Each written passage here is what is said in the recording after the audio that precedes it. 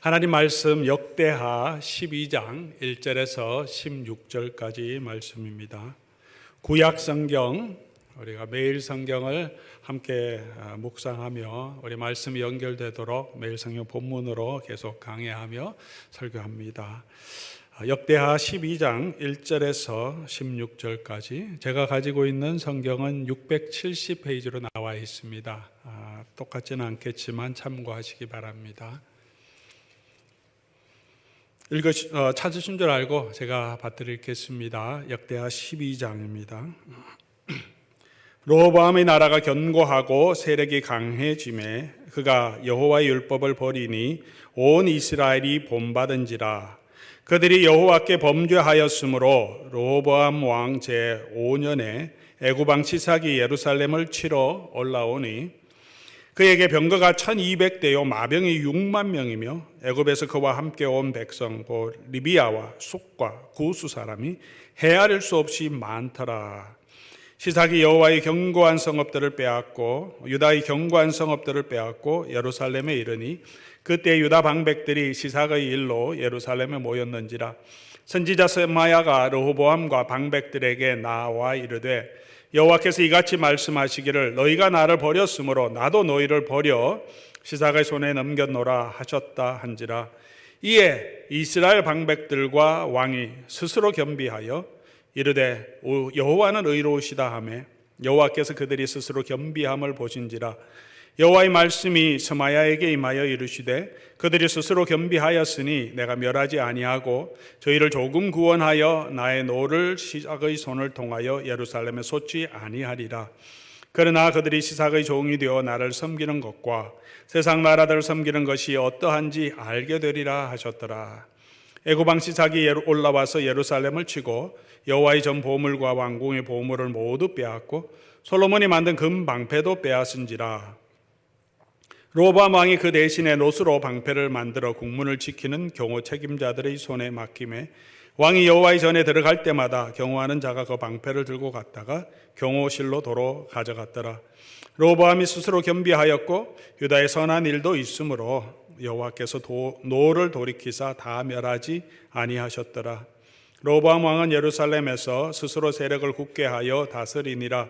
르호보암이 왕위에 오를 때에 나이가 41세라. 예루살렘 곧 여호와께서 이스라엘의 모든 지파 중에서 택하여 그의 이름을 두신 성에서 17년 동안 다스리니라.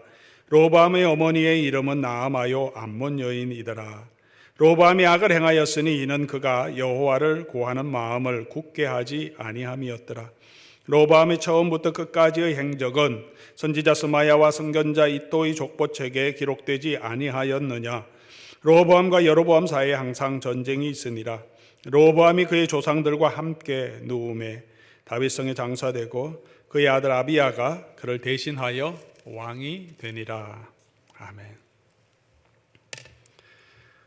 사랑하는 교우 여러분, 우리가 신앙생활을 하다 보면 열심히 신앙생활을 하다가도 어느 순간 어떤 일들로 인하여서 한 번의 일일 수도 있고 여러 가지 우리에게 닥쳐지는 연속적인 일로 인하여서 모든 것이 무너지는 것 같은 그런 느낌을 그런 상황을 맞이할 때가 있습니다. 내가 이때까지 버티면서 붙들고 살아온 모든 것들, 내가 믿었던 모든 것들이 싱크홀이 이렇게 땅에 푹 꺼지는 것처럼 모든 것이 이렇게 무너져 내리는 영적인 침체라고도 표현할 수 있겠죠. 그런 때를 경험합니다. 그렇게 믿음이 좋았는데 하나님이 그토록 분명했었는데 그 하나님에 대한 신앙까지도 우리 막 흔들릴 그럴 때도 있습니다. 책장에 책이 넘어지지 않도록 우리에게 받쳐주는 옆에 책 받침대 북엔드라고 영어로 얘기하는데 있을 때 책이 넘어지지 않듯이 우리 신앙도 우리 그럴 때 우리에게 받쳐주는 버팀목, 지지대가 있어야 합니다. 오늘 본문은 르호보암의 통치 기간에 있었던 이야기를 우리에게 보여주고 있습니다. 우리 매일 성경 본문을 쭉 묵상해 오시는 분은 정황들을 잘 알고 계실 겁니다. 그의 집권 초기에 어제 본문이었죠. 하나님 말씀에 순종함으로 북이스라엘과 전쟁하지 않고 내실을 잘 닦았습니다. 그런데 오늘 본문 1절 보니까 르호보암의 나라가 견고하고 세력이 강해지니까 나라가 좀 안정이 됐습니다. 한 3년 동안. 그러니까 그가 여호와의 율법을 버렸다. 그리고 그가 이렇게 율법을 버리고 14절 말씀으로 가서 보면 14절 말씀은 르호보암 통치 전체에 대한 성경의 평가입니다. 르호보암이 악을 행하였으니 라고 말합니다. 얼마나 불행한 평가입니까? 처음에는 조금 자기 감정대로 하다가 하나님 말씀 듣고 정말 그 나라가 강성해졌는데 17년 동안 다스렸다고 하니까 참 3년이죠. 나머지 10몇 년 동안은 그가 하나님 보시기에 악을 행하였다라는 평가를 받게 됩니다. 왜 그러냐 하니까 이는 여호와를 구하는 마음을 굳게 하지 아니하였다라고 말합니다. 여호와를 구하는 마음을 굳게 하지 아니하였다. 사랑하는 교우 여러분, 우리가 가지고 있는 여호와를 향한 마음, 우리의 신앙은 가만두면 그냥 자라고 든든해지는 것이 아닌 것을 오늘 이 말씀을 통해서 분명히 알 수 있습니다. 굳게 해야 한다는 거죠. 처음에 가졌던 그 마음, 하나님 말씀대로 강건하게 해주셨으면 그 마음 잃지 않고 굳게 붙들어야 흔들리지 않고 끝까지 이 믿음을 지켜갈 수 있다는 것입니다. 굳게 하지 않으면 우리는 넘어지고 흔들릴 수밖에 없습니다.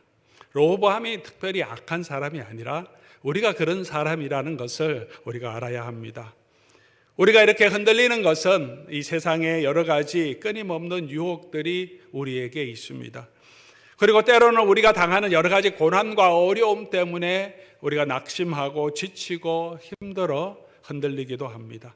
때로는 우리 속에 있는 우리 소욕들, 내 마음대로 하고 싶은 이 육체의 본성이 계속해서 우리로 하여금 하나님을 따르기보다 내 마음대로 살도록 우리를 자꾸 이끌기 때문입니다. 그래서 사도들이 성도들을 향하여서 간절하게 권면합니다. 고린도전서 15장 58절 사도 바울의 권면이죠. 그러므로 내 사랑하는 형제들아, 견실하며 흔들리지 말고, 우리가 견실하고 흔들리지 않는다면 이런 말씀을 안 하겠죠. 고린도 교회 성도들도 여러 가지 유혹도 있었고 음행도 있었고 세상의 자랑, 지혜를 사모하는 마음도 있었고 사람 앞에 잘 좋은 소리를 듣고 싶은 그런 마음도 있었고, 그렇게 믿음이 흔들리기 때문에 견실하며 흔들리지 말라. 히브리서 10장 23절에도 또 약속하시는 일 믿으시니 우리가 믿는 도리의 소망을 굳게 잡자. 굳게 잡아야 한다는 것입니다. 오늘 본문은 이 르호보암의 실수를 통해서 우리도 같은 실수에 빠지지 않고 포로우 세대도 같은 실수에 빠지지 않고 끝까지 여호와를 구하는, 굳게 하는 그 방법이 무엇인지를 우리에게 보여줍니다. 끝까지 여호와를 구하는 마음을 굳게 하는 방법이 무엇이겠습니까? 첫 번째로 우리가 붙들어야 할 진리는, 우리에게 형통을 주시는 분은, 우리를 형통하게 하시는 분은 여호와 하나님이시라는 것을 우리가 인정해야 하는 것입니다. 계속 이 사실을 우리가 붙들어야 합니다. 사랑하는 교우 여러분, 여호와의 말씀을 따르는 길이 형통한 길이라고 성경은 우리에게 계속해서 말하고 있습니다. 창세기부터 계시록까지 성경 전체는 이게 성경 인생의 구원의 방정식, 행복의 방정식이죠. 하나님 말씀을 순종하면 하나님의 축복을 그 백성에게 주신다고 약속해 주셨습니다. 이스라엘 백성이 이 약속의 땅에 들어갈 때 여호수아에게도 하나님이 말씀해 주셨습니다. 여호수아 1장 8절의 내용이죠. 좌로나 우로나 치우치지 말고 내가 내게 명한 대로 다 지켜 기록된 대로 행하면 형통하겠다. 내가 복받을 거다. 하나님 말씀대로 행하라고 말합니다. 오늘 우리가 보고 있는 역대하 7장 17절에도 내가 만일, 솔로몬에게 하나님 말씀하시는 거죠. 내가 만일 내 앞에서 행하기를 내 아버지 다윗과 같이 행하면 내가 내 나라 왕위를 견고하게 해주겠다라고 말합니다. 사랑하는 성도 여러분, 이것을 우리가 알고 있습니까? 인정하십니까? 그렇습니다. 우리가 알고 있고 인정하는데요. 근데 때로는 우리가 그럼에도 불구하고 우리의 마음이 세상 것들을 의지할 때가 있는 것입니다. 오늘 르호보암을 보니까 르호보암은 그의 나라가 견고하고 그의 요새가 견고하게 되니까 그가 요새를 의지하고 여호와 하나님을 버렸다라고 말합니다.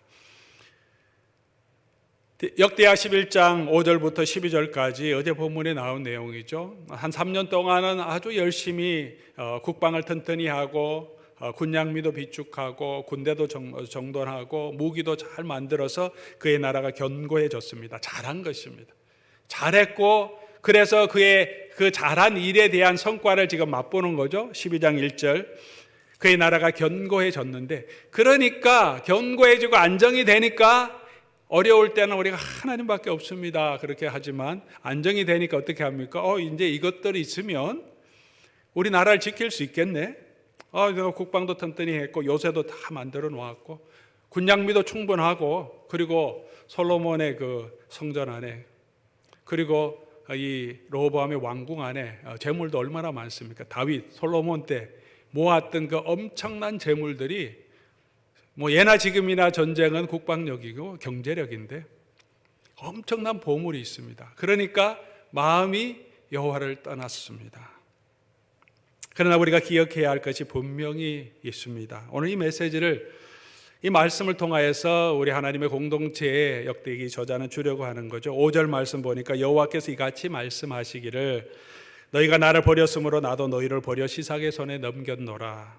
사람이 하나님을 버리면 하나님도 그 사람을 버리시고 그대로 내버려 두신다는 것입니다. 우리가 하나님을 찾으면 하나님이 우리 편이 되어 주시는데, 우리가 하나님을 버리면 하나님이 우리와 함께 하지 않는다고 말씀하십니다. 우리 하나님 앞에 서 있지 않으면서, 우리가 악을 행하면서 죄인의 길에 서 있으면서 하나님 우리 축복해 주십시오, 우리 길을 인도해 주십시오 아무리 해도 하나님이 오시는 것이 오히려 죄 가운데 있는 사람에게는 심판이죠. 아담이 범죄한 후에 하나님의 그 동산으로 오시니까 두려워서 도망갈 수밖에 없었습니다. 죄가 우리 속에 있으면 우리가 하나님 앞으로 갈 수도 없고 가려고 하는 마음도 들지 않습니다. 우리가 잊지 말아야 할 것입니다. 하나님이 지켜주시지 아니하시면 우리가 가진 모든 걸 아무리 든든하고 견고한 성읍이 있어도 아무것도 아니라는 것이죠. 하나님이 함께하지 아니하시면 파수꾼의 경성함이 헛것이라 우리에게 말씀해 주십니다. 출애굽할 때 이스라엘 백성들이 아무것도 없었습니다. 그들이 마병이 있었습니까? 군대가 있었습니까? 그들에게 병거가 있었습니까? 그냥 포로들이었고 무기도 제대로 없었습니다. 그러나 그들이 하나님이 그들과 함께 하시니까 홍해가 갈라지고 애굽의 마병과 병거들이 한순간에 수장되는 대대한 아주 혁적한 성공을, 또 승리를 거둡니다. 르호보암이 견고하게 만들었고 그가 의지했던 것들이 어떻게 되었습니까? 4절 말씀 분명하게 우리에게 보여줍니다. 5년이 되었죠. 3년 동안 잘하다가 한 1, 2년 지나니까 바로 시삭이 쳐들어와서 시삭이 유다의 견고한 성읍들을 어떻게 합니까? 빼앗아 버립니다. 그거 의지했는데, 그거 있으면 충분히 우리나라를 지킬 수 있다고 생각했는데 애굽과 동맹한 리비아와 여러 군대들이 엄청나게 밀려오니까 아무것도 아니라는 거죠. 한순간에 다 무너집니다. 그리고 예루살렘에 올라와서 9절 보니까 애굽왕 시삭이 예루살렘에 올라와서 치고 여호와의 전 보물과 왕궁의 보물을 모두 빼앗고 그 엄청난 재물을 한꺼번에 다 빼앗겨 버립니다. 그걸 있으면 그의 나라가, 그가 통치 기간 동안엔 전혀 문제가 없었을 것 같고 그 후세에도 문제가 없을 줄 알았는데 한순간에 시삭이 쳐들어와서 왕궁의 모든 보물, 하나님의 전에 있는 모든 보물을 다 빼앗아 갑니다. 하나님이 지켜주시지 아니하시면, 성경은 계속 우리에게 말씀하십니다. 하나님이 지켜주시지 아니하시면 저와 여러분의 가진 것, 우리가 그 돈을 의지하고 은퇴연금을 의지하고 무엇을 의지하더라도 아무것도 아니라는, 한순간에 다 무너질 수 있다는, 우리의 건강을 의지하고 나는 건강하니까, 나는 어려움 없으니까 잘 살 것이라고, 그것도 한순간에 다 무너질 수 있다고 말합니다. 사랑하는 성도 여러분, 지금 우리가 하나님이 주신 것이 있고 건강이 있고 우리가 먹을 것도 있는 것은, 그것은 또한 하나님의 또 은혜의 힘을 하나님이 베풀어 주셔서 하나님이 뺏어가지 않고 우리에게 허락해 주셨기 때문임을 또한 우리가 알아야 합니다. 이스라엘 백성이 광야길을 갈 때 아무것도 없었습니다. 여행할 때 저도 캠핑 해보지만 제일 걱정이, 다른 거는 별로 텐트하고 버너 하나만 있으면 되는데 제일 걱정이 음식입니다. 음식 보관하는 것도 문제고, 2, 3일 지나면 안 되니까 뭐 아이스박스 아이스 계속 채워야 되고 음식이 제일 문제죠. 이스라엘이 행군 광야를 갈 때 제일 문제가 음식입니다. 군대가 출정할 때도 제일 문제가 군량미죠. 그거 보고 못하면 그냥 끝나는 거예요. 전쟁 집니다. 아무리 많은 군대 정예병이 있어도 음식이 없으면 안 되는 거죠. 그래서 보통 군대가 움직이면 그 군대의 수만큼 보급병 그리고 지원하는 병사들이 있어야 합니다. 이스라엘 백성이 광야길을 가시는 60만 명 남자만 가는데 음식이 없었는데 광야 40년을 지냈습니다. 음식을 챙겨갔으면 그 보관하고 운반하는데 얼마나 힘들겠습니까? 하나님께서 날마다 일용할 양식을 주시는 기적을 베풀어 주십니다. 그런데 이스라엘 백성들이 그게 계속 주시는 그것에 기적임을 알지 못하고 애굽에서 먹었던 향신료와 거기에 고기와 그때 먹었던 채소들이 생각합니다. 아, 그때가 더 좋았다고. 하나님의 놀라운 기적을 경험하고 있으면서도 그들의 마음이 어두워집니다. 우리의 마음을 굳게 하지 아니하면 우리가 진정으로 우리에게 행복을 줄 수 없는 그것들에 우리의 마음이 뺏기고 우리 마음이 흔들릴 수밖에 없습니다. 시편 144편 15절 이러한 백성은 복이 있나니 여호와를 자기 하나님으로 삼는 백성은 복이 있도다. 그러면 우리가 어떻게 여호와를 우리가 의지하는 마음을 굳게 할 수 있습니까? 우리에게 여러 가지 시험이 많은데 여호와를 구하는 마음을 굳게 하기 위해서는 여호와의 말씀을 붙들어야 합니다. 르호보암이 왜 여호와를 떠났습니까? 왜 그 마음이 끝까지 하나님을 구하는 마음을 굳게 하지 못했습니까? 오늘 보면 1절 보니까 그가 여호와의 율법을 버리니라고 말합니다. 하나님 보이지 않습니다. 하나님의 능력과 하나님의 약속을 보이지 않는 하나님이 우리와 함께 하심을 우리가 어떻게 알 수 있습니까? 이스라엘 백성들이 어떻게 하나님이 그들의 하나님이고 하나님의 약속이 우리와 함께함을 어떻게 알 수 있습니까? 하나님의 율법은 말씀을 통해서 알 수 있습니다. 언약을 맺으셨고 언약의 율법책에 기록하고 다윗과 언약을 맺으신 그 말씀을 계속해서 붙들어야 알 수 있습니다. 여호와의 율법을 버리니 그 마음도 떠나게 됩니다. 시편 119편 9절 그리고 11절 청년이 무엇으로 그 행실을 깨끗하게 하리이까? 주의 말씀을 지킵니다. 11절 말씀 내가 주께 범죄치 않게 하기 위해서 주의 말씀을 내 마음에 두었습니다. 그리고 이 119편은 계속해서 이어갑니다. 내가 여호와의 율법을 즐거워하고 읊조리며 15절 주의하고 잊지 않겠다고 고백합니다. 그것이 말씀 묵상이 중요한 이유입니다. 성도의 삶에 가장 중요한 것이죠. 그래서 말씀 함께 묵상하고 주일 말씀 붙들고 내게 주시는 말씀 붙들고 나누고 또 그것을 나의 기도에 삼고 걸어가자. 매일 말씀 묵상이 우리를 지켜주는 힘입니다. 사랑하는 교우 여러분 말씀에 은혜가 있었을 때 한번 기억해 보십시오. 그런 때가 있으셨습니까? 아마 있었을 줄 압니다. 그때 한번 생각해 보십시오. 아무것도 없었어도 하나님 말씀에 은혜가 있을 때 내가 정말 하나님의 소망 붙들고 할 수 있다는 힘을 용기를 주셨습니다. 너무 낙심되고 어려울 때 하나님의 말씀이 내게 다가와서 그 말씀으로 나를 위로해 주시고 나를 치유해 주셨던 그런 경험이 있을 것입니다. 꽉 막혔던 것 같은 그런 현실에서 무엇을 해야 될지 몰랐을 그때 하나님의 말씀이 내게 다가와서 나로 하여금 어디로 가고 무엇이 가장 중요한 건지 본질을 회복하고 다시 일어설 수 있게 했던 그런 기억이 있으실 줄 압니다. 하나님 말씀이 있을 때, 하나님 말씀을 붙들 때 그런 것입니다. 복 있는 사람, DNA가 따로 있는 것이 아닙니다. 우리가 사람을 둘러보고 저 집안은 그냥 복되는, 저 사람은 되는 사람이야. 나는 안 되는 사람인가 보다. 그런 생각을 할 때가 있습니다. 하나님 말씀에 근거하면 그런 사람은 없습니다. 복된 사람은 어떤 사람입니까? 특별한 성격, 특별한 환경, 어떤 가정, 환경, DNA가 있는 것이 아니라 여호와의 율법을 즐거워하고 그 율법을 묵상하는 사람이 가장 복되고 행복한 사람이라고 우리에게 말씀하고 있습니다. 아마 이런 생각을 하실 분도 계십니다. 목사님, 그렇게 쉽냐요? 그게 쉬우면 우리 신앙이 왜 흔들리겠습니까? 알지만 쉽지 않습니다. 그렇습니다. 저에게도 쉽지 않습니다.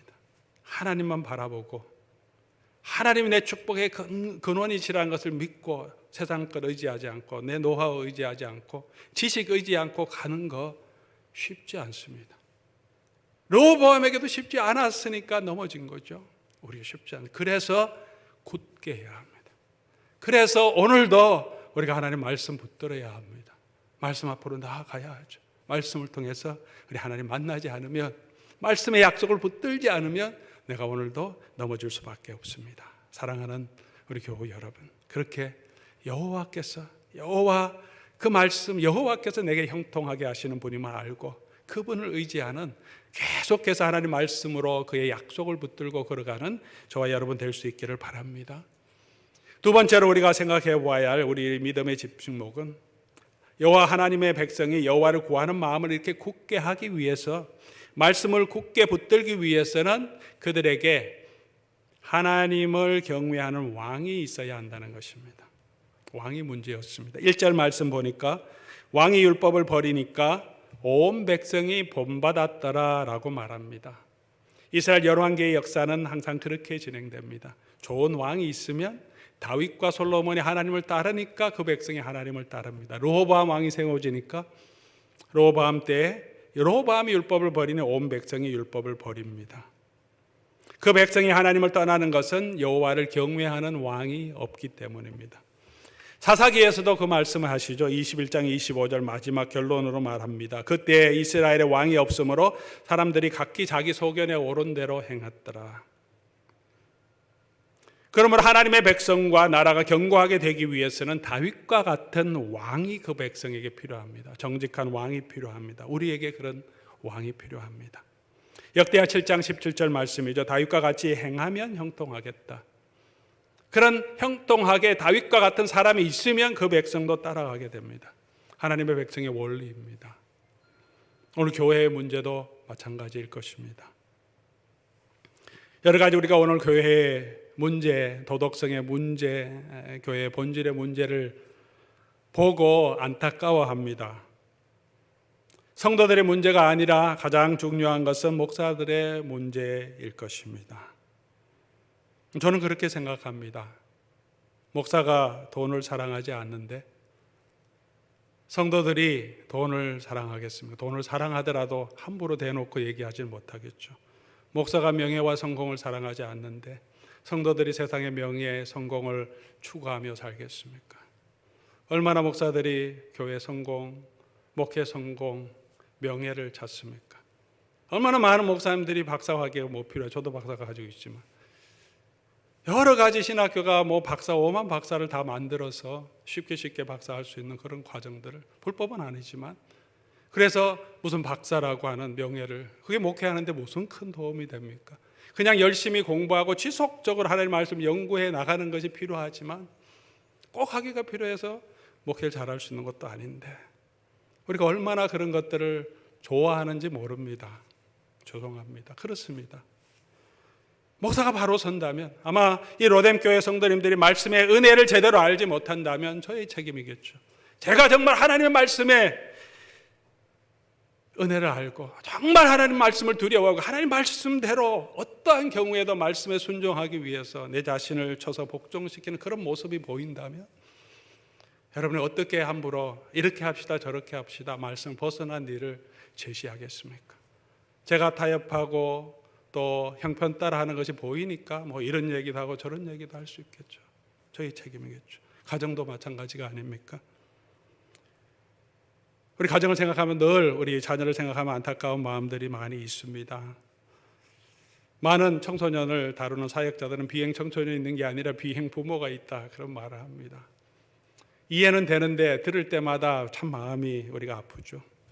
우리 열심히 봉사하고 섬겼고 신앙생활 한다고 했는데, 그러나 그럼에도 불구하고 우리 하나님을 사랑하고 정말 개인적으로 말씀을 사모하면서 말씀대로 살아가는 그런 모습들을 우리 자녀들에게 참 잘 보여줬다면, 특별히 자녀들과의 대화 가운데 정말 그리스도의 마음으로 그들을 품고 보여준 그런 삶이 있었다면 우리 자녀들이 참 믿음 안에 잘 자랐을 텐데 하는 그런 생각을 하면 참 마음이 아프죠. 누구도 하나님 앞에서 또 우리가 담대하게 얘기할 수 있는 자가 아무도 없습니다. 부모로서 자녀들을 바로 이끌고 싶은 마음이 없는 부분이 어디 있겠습니까? 목사로서 교회를 바로 이끌어가고 싶은 그런 마음이 없는 사람이 어디 있겠습니까? 그런데 잘 못하는 것이 문제죠. 좋은 리더가 되지 못하는 것이 문제입니다. 그래서 제 마음에도 늘 그런 마음들이 있습니다. 나도 좀 좋은 멘토들, 어릴 때부터 좋은 교회, 정말 제대로 된 선한 목회자 밑에서 그래서 제대로 목회 양육을 잘 받았으면 제가 지금 목회하는데 훨씬 많은 도움이 됐겠다. 그런 좋은 경험들이 많이 없어서 그냥 혼자 배우고 또 책을 보면서 배우고 옆에서 보면서 배워서 좋은 멘토들이 많이 있었으면 좋겠다. 그런 분들이 있는 분들을 보면 좋은 교회에서 잘 자란 거. 저는 뭐 작은 교회, 시골 교회에서 아버님밖에 보지 못했기 때문에 많은 경험이 없죠. 목회에 대해서.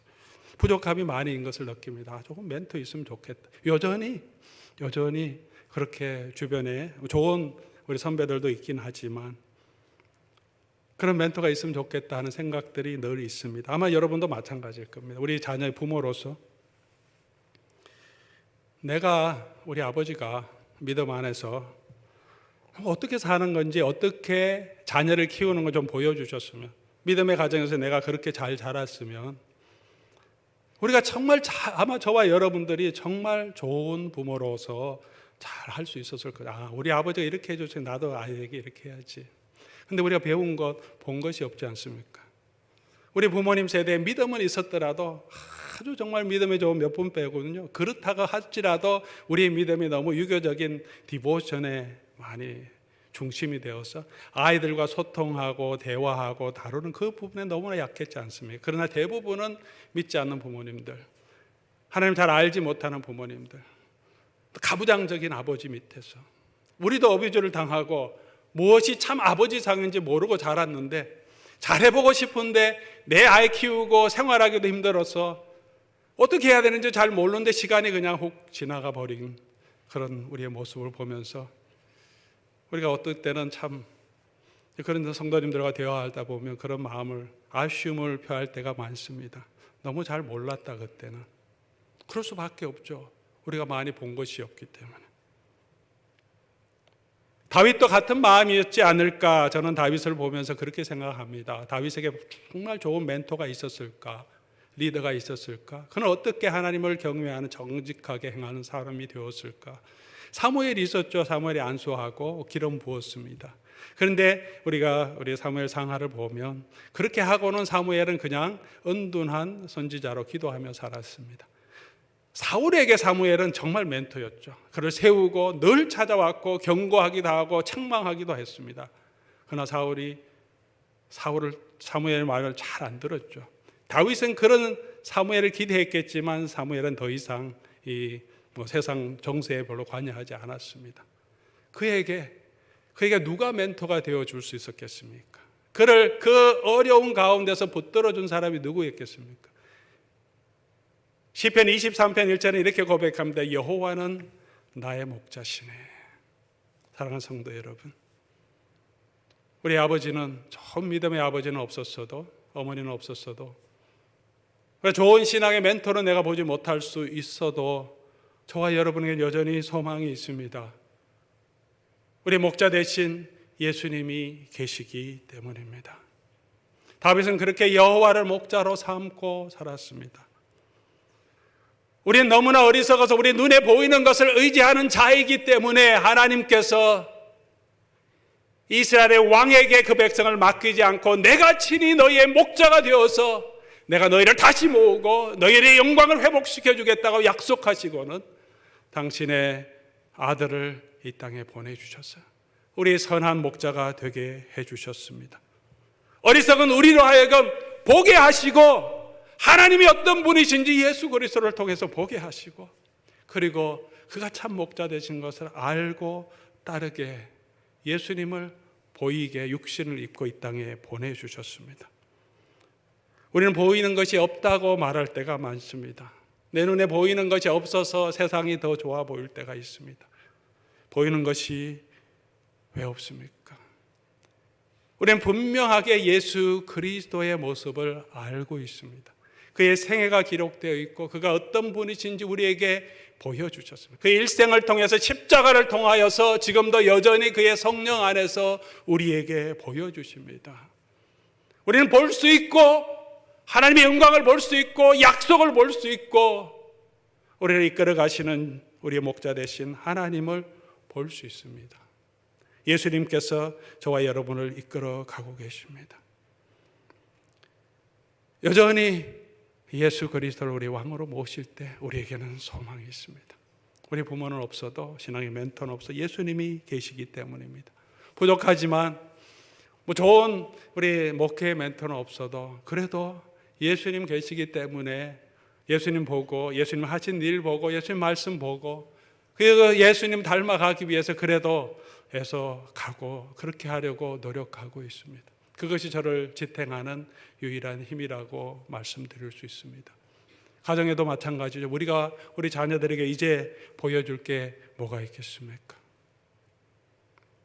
나도 부족해서 실수가 많아서 좋은 아버지 또 어머니로 서주지 못해서 미안하다. 그래서 나도 여전히 예수님을 왕으로 삼고 또 예수님을 따라 살려고 지금 노력한다.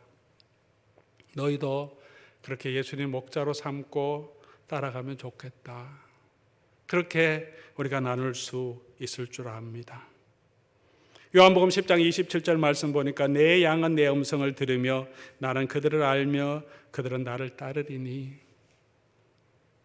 우리가 예수님의 양이라면 주의 말씀을 듣게 하실 겁니다. 오늘 이 말씀이 여러분 마음속에 들린다면, 듣고 계신다면 여러분 예수님의 양이십니다. 그러면 그 음성을 듣고 예수님을 알고 그를 따르시기 바랍니다. 끝까지 우리 주의 말씀을 듣고 따라가면 주께서 우리를 푸른 초장으로 밝은 물가로 인도하여 쉬게 하시고 의의 길로 인도하시고 때로는 사망의 음침한 골짜기를 겪지만 주께서 함께 하시며 우리를 지키시고 보호해 주시며 우리를 하나님의 영원한 나라로 인도해 주신다고 약속해 주셨습니다. 우리 주님을 왕으로 모시고 걸어가는 저와 여러분 될 수 있기를 주의 이름으로 간절히 소원합니다. 마지막으로 그러면 우리가 어떻게 해야 합니까? 겸비한 마음으로 우리 왕이신 주님께 나아가야 합니다. 우리의 문제는 예수님이 우리의 주인인 것을 아는데 고백하면서도 우리의 못난 자아로 인해서 세상 욕심으로 인하여서 우리 믿음이 연약해져서 자꾸 세상 것들 바라보고 그것을 추구하는 것이 문제입니다. 그런 여전히 우리 속에 그런 죄가 있습니다. 그럴 때 우리가 어떻게 해야 합니까? 오늘 이 르호보암이 그렇게 하나님을 떠났을 때 하나님의 말씀이 임하자 그들이 어떻게 합니까? 6절 말씀 보니까 이에 이스라엘 방백들과 왕이 스스로 겸비하여 여호와는 의로우시다 하며 고백합니다. 우리가 잘못됐고 하나님이 옳습니다. 스스로 겸비하여. 7절 말씀 여호와께서 그들이 스스로 겸비함을 보신지라 그리고 그들을 조금 구원하셨다라고 말합니다. 하나님이 우리를 보시는 것은 우리가 얼마나 하나님 앞에서 의로운가를 보시지 아니하시고 우리가 하나님 앞에서 얼마나 겸비한가 우리의 연약함을 인정하고 지금 하나님 앞으로 겸비한 마음으로 우리 하나님 앞에 나오는가를 보시고 그들이 스스로 겸비함을 보시면 하나님께서 그들을 고쳐주시고 새롭게 해주십니다. 르호보암에겐 조금 구원해 주셨지만 예수 그리스도의 보혈을 의지하고 주님 앞으로 나아오는 자, 겸손하게 우리를 회개하고 우리 죄를 회개하고 주님이 옳습니다 고백하며 주님 앞에 나아오는 자를 예수님은 온전히 구원해 주신다. 영원한 생명을 주신다 약속해 주셨습니다. 그러므로 우리가 다시 예수 그리스도의 은혜의 보좌 앞으로 담대히 나아가는 저와 여러분 될 수 있기를 바랍니다. 우리의 부족함을 인정하고 우리가 그리스도의 의를 붙들어야 합니다. 나의 의로 내가 하는 무엇으로 나의 신앙의 근거를 삼지 않고 예수 그리스도의 의를 붙들어야 합니다. 내게 의가 없으므로 스스로 자책하지 않고 내게 의가 되어주신 예수 그리스도의 은혜를 붙들고 그 은혜 위에 우리가 서야 합니다. 그리고 예수님이 내 인생의 목자 되심을 인정하고 그리고 그를 믿고 따라야 합니다. 이것을 다시 말하면 회개하고 예수 그리스도를 믿는 것입니다. 회개하고 예수 그리스도를 믿는 것은 예수 그리스도를 영접할 때 한 번만 일어나는 일이 아니라 계속해서 우리가 이 회개하고 예수 그리스도를 믿는 믿음으로 끝까지 살아가야 하는 것입니다. 여전히 날마다 우리는 우리 죄를 자복하고 나오면 주의 주시는 그 은혜를 경험케 하십니다. 하나님은 그런 영혼을 받으시고, 그리고 예수 그리스도를 믿는 것은 예수님의 우리의 구세주시고 목자이심을 믿는 것이죠. 우리의 왕이심을 믿는 것입니다. 그 주님을 따라가는 삶입니다. 우리가 우리 마음을 굳건하게 하여서 우리가 겸비하여 예수 그리스도를 왕으로 삼고 믿고 나아가면 하나님께서 우리와 함께 하시며 우리의 길을 열어주시고 우리의 신앙을 흔들릴 수는 있지만 넘어지지 않게 하시고 이끌어 주실 줄 믿습니다. 다시 우리 하나님의 예수님의 은혜로 십자가로 나아가서 우리 예수님이 주시는 위로를 얻고 죄 용서함의 확신과 예수 그리스도의 의 위에 다시 서서 우리 주님을 닮아가는, 주님을 따라가는 저와 여러분 될 수 있기를 주의 이름으로 간절히 소원합니다. 우리 말씀 생각하시면서 우리 찬송하고 우리 하나님 앞에 한번 기도하는 시간 가지면 좋겠습니다. 날 대신하여 지신 십자가로 은혜 구하며 지금 나아갑니다. 우리 다시 우리 왕 대신 예수님 바라보며 그 은혜 구하며 나아가는 저와 여러분 될 수 있기를 바랍니다. 날 대신하여 지신 십자가로